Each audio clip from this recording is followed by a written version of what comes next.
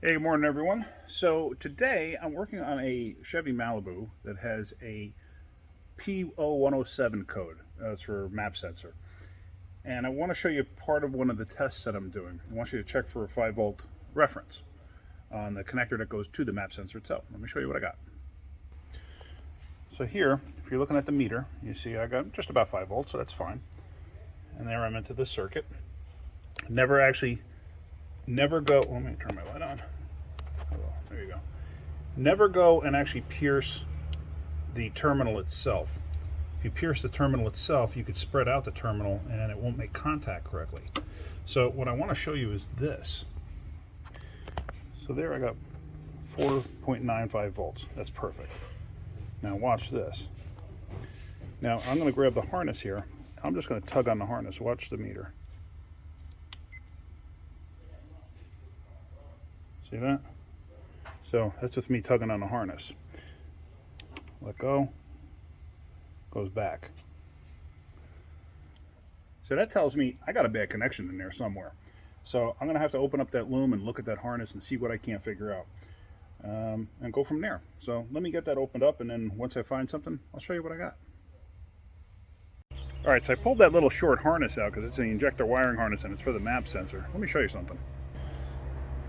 See that right there? That is aftermarket tape. That's not factory tape. Factory tape is not like that.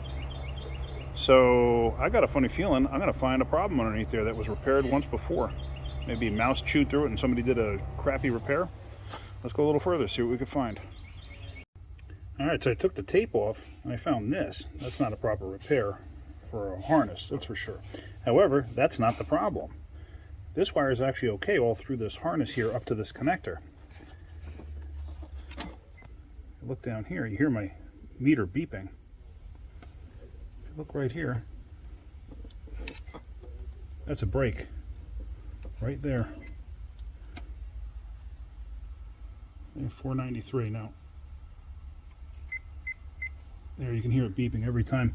But I happened to take the tape off down here and I saw this wire like this, and I realized it's got a break in it. So let me see. Oh, there, I just tugged on it and it ripped in two. So that's where my problem lies. So now I'm going to repair that, and I'll show you the way that I repair these things. And I'm going to tape this up and put it all back together, and I'm confident that's going to fix it. Alright, so here we go. I'm starting to repair the wire harness. Let me show you. Now this is the way I do it. Now this is a non-insulated butt connector. And what it is basically the inside of one of these. Now, I buy them like this, and I actually realized I ran out of the smaller ones, so I'm going to have to order more. So what I did was, and it's very easy, you just take these, you heat them up a little bit, and then take a punch and push out the inner piece, which is this. Now I prefer the ones that don't have a seam to it. These have a seam. If you look really close, you'll see that seam right there. So when you're crimping them, you want to use the crimp part that's opposite of the seam, because otherwise they'll fold over weird and stuff like that. Oops, focus. So what I do also is I have heat shrink like this, and I will heat shrink it in place. Let's see. The heat shrink is right there. So I'm going to put that over that. I'm going to heat shrink it in place. Oh my God, you're supposed to solder connectors. No. I'm going to challenge you. Find me a single place on an automotive wiring harness anywhere that has solder from the factory. Oh, wait. Oh, you couldn't find one. That's because the factory doesn't do that. The factory does not solder anything. I don't know of a single connection that's soldered except on like circuit boards and inside components, but on a factory wiring harness, there's nothing that's soldered. So when people say, oh, you have to solder to do a correct repair, no, it's not true. I've been doing it this way for 30-something years. As far as I know, I've never had a comeback. I forgot where I left off. So now when you heat shrink this type of heat shrink has the glue inside. This is like, I think they call it marine style heat shrink. You can get this at Harbor Freight, but like I said, it's the marine style. You want to make sure that any style of heat shrink you use that's underneath the hood of a car or outside in the weather, you have heat shrink that has the glue in it to protect it. So now when I heat shrink this on there, it's going to be fully protected.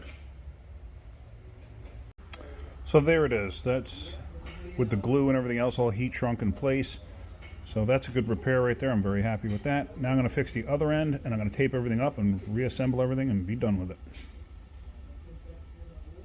Oh, and then I get to road test it. And that's another story. I'll continue that one when I'm on the road test. All right, so there we go.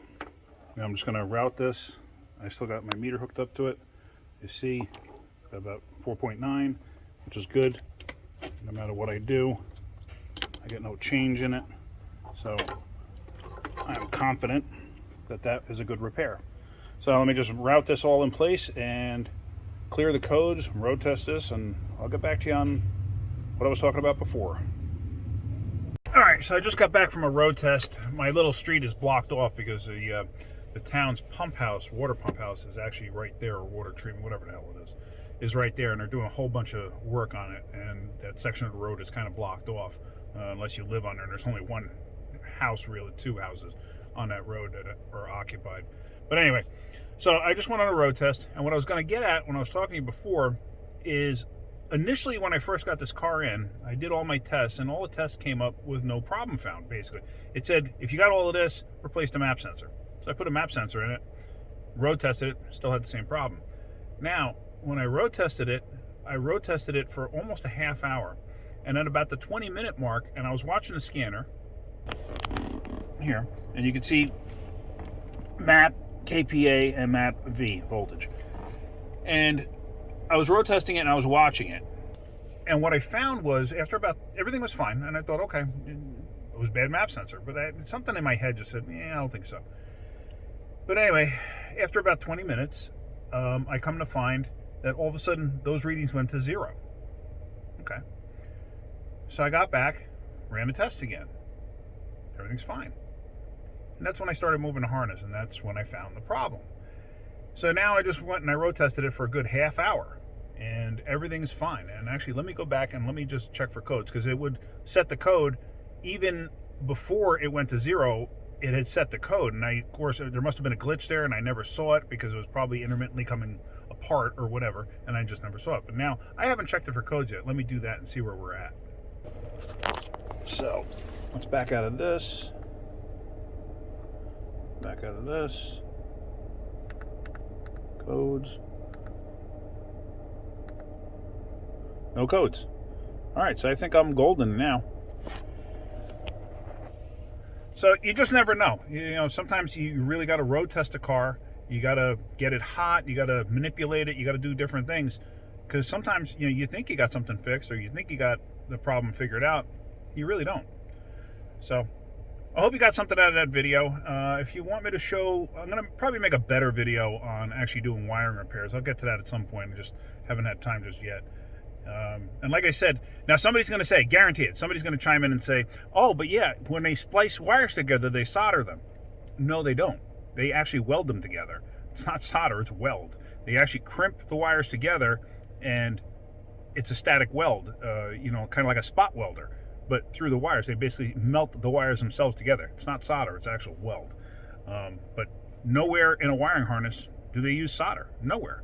I've seen solder in connections create a problem because the solder wasn't done correctly for whatever reason, and it creates resistance. That's the reason they tell you not to do that. So there again, even when I went to school, nobody ever said solder a wire. Nobody, ever. So anyway, that's about it. And I went to plenty of school for Chrysler, let me tell you. And I went to GM school also. But that's about it. If you're getting anything out of my videos, hit the like button. If you could, please subscribe. If you want to join our Facebook group, Backyard Mechanics, please do so. Make sure you answer all the questions and don't block your profile. That's about it. Hope you got something out of this. Have a great day. Keep wrenching.